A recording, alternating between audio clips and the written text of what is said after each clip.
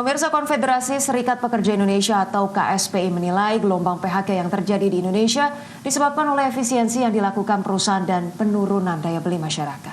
Presiden KSPI Said Iqbal meminta pemerintah segera membentuk Satgas PHK. Satgas PHK diharapkan dapat memetakan dan menekan angka pekerja yang kena PHK sekaligus mendistribusikan lapangan kerja yang ada.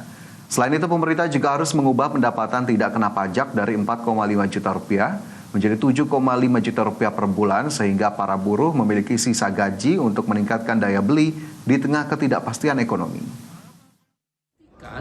Pemetaan terhadap persoalan PHK dan solusinya. Itulah yang kami usulkan Satgas PHK.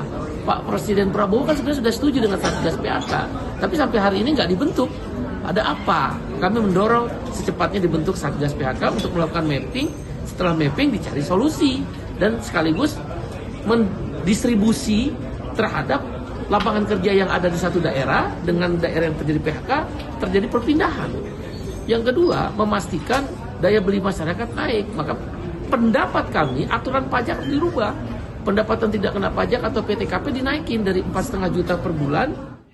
Ya, kalau berbicara soal pertumbuhan ekonomi Indonesia ya Caya, yang memang diperkirakan masih berada di kisaran 5%, tentunya kita juga harus berkaca pada kuartal pertama, yang mana hanya 4,8%, ini di bawah 5%, dan tentu ini menjadi catatan tersendiri, dan menurut saya pribadi terutama ya Caya, reformasi struktural ini terus perlu dilakukan, karena memang belum kita beralih ke sentimen globalnya ataupun tantangan-tantangan dari luar, tapi dari dalamnya, dari internal lah yang memang harus dioptimalkan, harus kemudian direformasi agar kemudian semua sumber-sumber pertumbuhan ekonominya bisa dimanfaatkan dengan baik. Ya, dan tadi salah satu hal yang juga cukup janggal adalah terkait dengan proyeksi optimisme dari pemerintahan Indonesia yang sangat berbanding terbalik dengan proyeksi lembaga-lembaga internasional atau lembaga global yang memproyeksikan justru ada penurunan dalam pertumbuhan ekonomi Indonesia, begitu ya, parameter ataupun indikatornya seperti apa. Yang jelas kita harapkan setidaknya daya beli masyarakat dulu lah yang harusnya didongkrak begitu ya untuk menyongsong pertumbuhan ekonomi ini, karena kalau misalnya dilihat dari berbagai aspek yang ada, tapi yang merasakan langsung kan pasti balik lagi masyarakat begitu ya. Iya, jadi setinggi apapun pertumbuhannya jika memang kita lihat di lapangan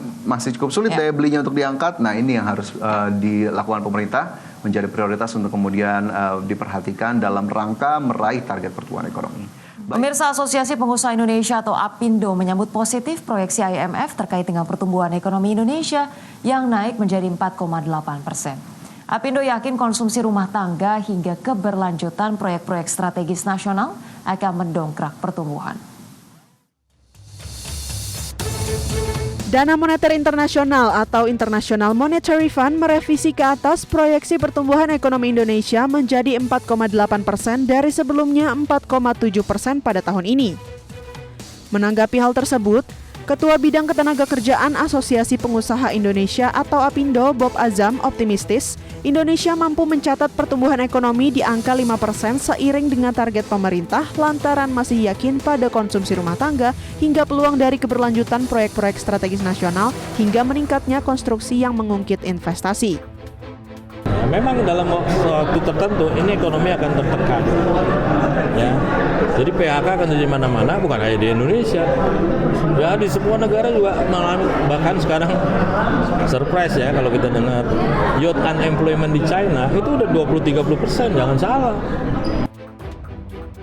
Meski di tengah tekanan ekonomi global dan domestik, APindo berharap pemerintah perlu menyiapkan kebijakan insentif, khususnya insentif pajak yang lebih relevan dan selektif sebagai langkah memutus rantai pelemahan produktivitas di tengah tekanan ekonomi global.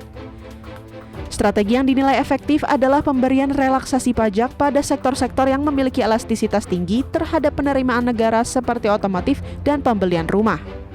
Jakarta, Ade Firmansyah, IDX Channel. Di tengah optimisme akan capaian pertumbuhan ekonomi yang tetap positif di angka 5% pada tahun ini, nada yang lebih hati-hati datang dari lembaga-lembaga global. Sejumlah lembaga internasional ramai-ramai memproyeksikan pertumbuhan ekonomi nasional di bawah 5%. Di tengah keyakinan pemerintah akan capaian pertumbuhan ekonomi yang tetap positif di angka 5% pada tahun ini, nada yang lebih hati-hati datang dari lembaga-lembaga global. Meski sejumlah lembaga internasional ramai-ramai merevisi naik proyeksi pertumbuhan ekonomi Indonesia, namun proyeksi tersebut masih di bawah 5%. Dana Moneter Internasional atau IMF merevisi naik pertumbuhan ekonomi Indonesia pada tahun 2025 menjadi sebesar 4,8% dari sebelumnya hanya 4,7%. Hal tersebut tertuang dalam laporan World Economic Outlook Update edisi Juli 2025. Senada dengan IMF, S&P Global Ratings yang mematok pertumbuhan ekonomi Indonesia 2025 hanya sebesar 4,8%. Proyeksi tersebut dipengaruhi permintaan domestik yang menunjukkan tanda-tanda melemah di awal tahun. Sementara itu, Bank Dunia menurunkan proyeksi pertumbuhan ekonomi Indonesia menjadi 4,7% untuk tahun 2025.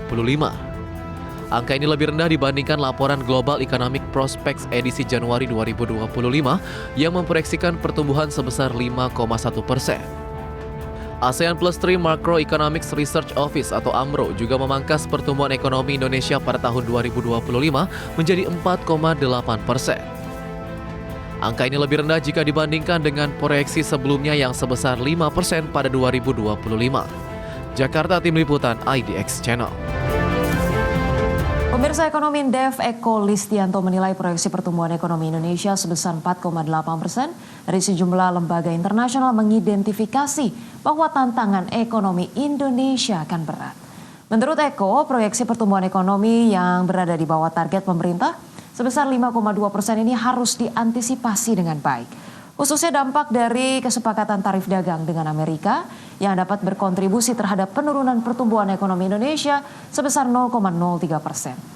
Dari sisi domestik, pemerintah juga harus menjaga daya beli masyarakat yang selama ini menjadi penopang pertumbuhan ekonomi nasional. Ekonomi Indonesia 2025 ini diperkirakan akan sedikit naik ya dari proyeksi sebelumnya dari 4,7 kepada 4,8%. Ini sebetulnya secara umum masih mencerminkan bahwa tantangan ekonomi Indonesia di 2025 ini cukup berat begitu, dan bahkan angka 4,8% ini pun juga berada di bawah dari target pemerintah ya. Target pemerintah sebetulnya tahun ini adalah 5,2%. Ini menggambarkan bahwa 4,8 ini sebetulnya menggambarkan tantangan yang tidak mudah bagi Indonesia, terutama dalam konteks. Pertama, pemirsa, ex-Menteri Agama periode 2009 hingga 2014 yang juga politikus senior Partai Persatuan Pembangunan Surya Dharma Ali meninggal dunia pada Kamis pagi di Rumah Sakit Mayapada Kuningan, Jakarta Selatan pada pukul 4:25 waktu Indonesia Barat. Almarhum disemayamkan di rumah duka yang berlokasi di Jalan Cipinang, Cempedak, Jatinegara, Jakarta Timur. Surya Dharma dimakamkan pada siang hari selepas salat zuhur di Pondok Pesantren Miftahul Ulum, Jawa Barat. Surya Dharma Ali lahir di Jakarta pada 19 September 1956, merupakan tokoh politik senior yang memiliki karir panjang di pemerintahan. Ia menjabat sebagai Menteri Negara Koperasi dan UKM pada Kabinet Indonesia Bersatu sebelum dipercaya menjadi Menteri Agama pada periode 2009-2014 di bawah kepemimpinan Presiden Susilo Bambang Yudhoyono. Di kancah politik, ia memimpin P3 sebagai Ketua Umum dari tahun 2007 hingga 2014.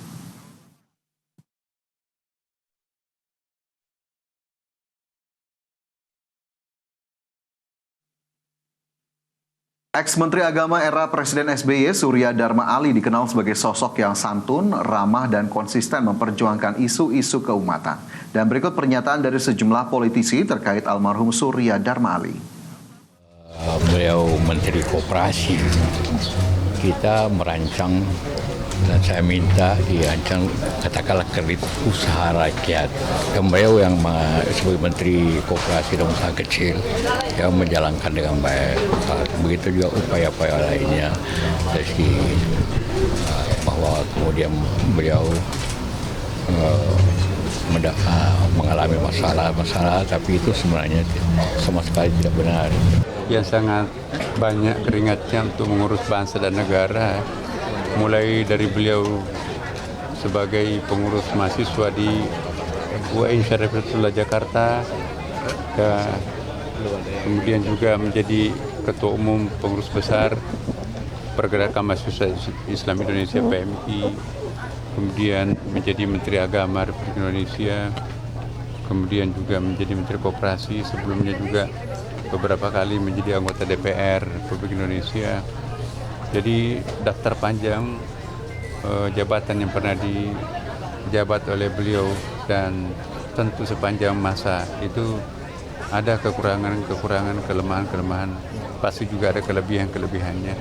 Mari kita semuanya mendoakan semoga kebaikannya dilipat gandakan oleh Allah SWT. Manusia biasa ada kurangnya, siapapun ada. Saya kira tidak akan ada yang sempurna, tapi kebaikannya lebih banyak.